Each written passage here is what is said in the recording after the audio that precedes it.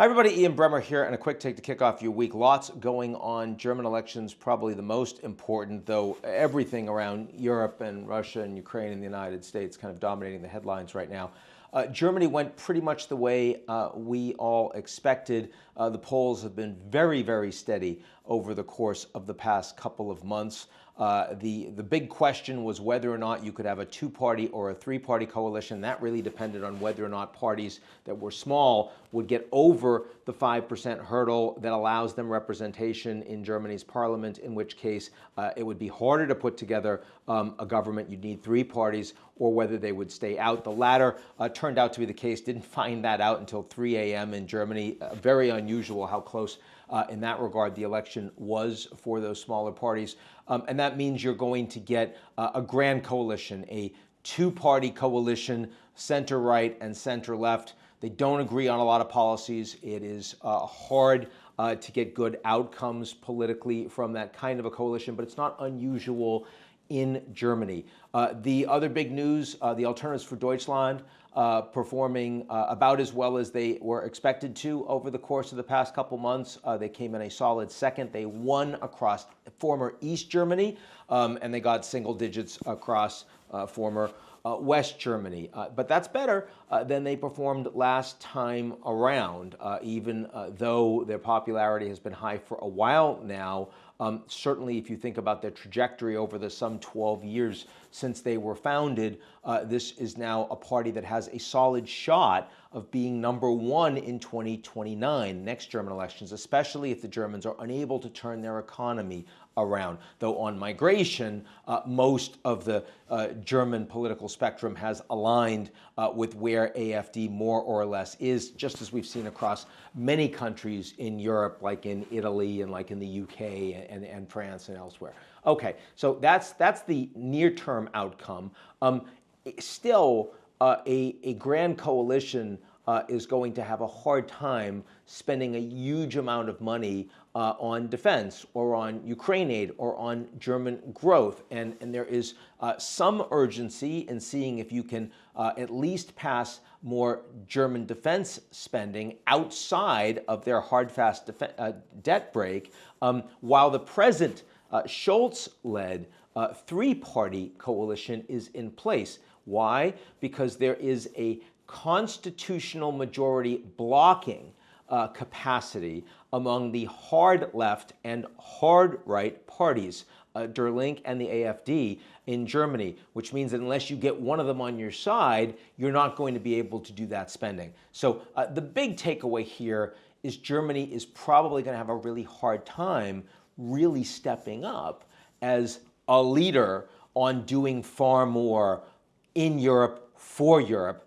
than even you've seen under Scholz. It's going to be a more powerful government, but not the kind of power that they really need. So here's a situation where Friedrich Merz, who will be the next German chancellor, coming out immediately and saying that they can no longer count on the United States, that even NATO's existence as we look forward to the June NATO summit is open to question, that Germany and Europe are going to have European defense without the United States, independent of the U.S., claiming that American intervention in Germany's election in favor of the AfD, considered by the other German parties to be a neo-Nazi party, is as striking and dangerous an intervention and unacceptable as Moscow interventions into Germany's democracy. In other words, the German leadership, the next German chancellor, understanding that the U.S. is an ally,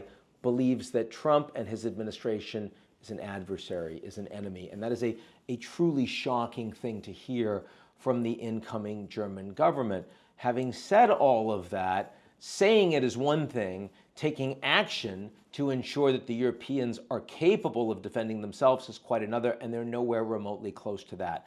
Macron in the United States today will be meeting with Trump shortly, meeting with him by himself. Keir Starmer from the UK later this week, same. Are their positions coordinated?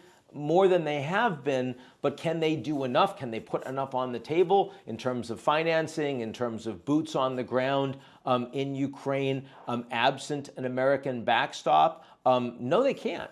And I think as a consequence, the baseline expectation is that the U.S. effort at rapprochement with Putin is going ahead, that the U.S. effort of cutting a deal with Putin on Ukraine over the heads of the Ukrainians and the Europeans is largely going ahead. And this, of course, bodes very badly for the future of Ukraine and Zelensky, but also really does undermine the existence, the strength of NATO as the world's most important collective security agreement. I don't see Trump as wanting to end all military cooperation in Europe. He just met with the Polish president. It was a very short meeting, supposed to be an hour, it was 10 minutes. But the important thing for the Poles was announced, which is the U.S. is still committed to maintaining American troops on the ground in Poland. Why? Because Poland is not only very friendly to the U.S., but is also moving towards 5% of GDP spend on defense in this year, and has also said that they're not sending any troops to Ukraine in a post-ceasefire environment. Why not? Well, number one, because they need troops on the ground in Poland, but number two, because the Russians have said that they won't accept any European troops, and right now that's Trump's position, so Poland doesn't want to undermine their important defense protector, the Americans and President Trump.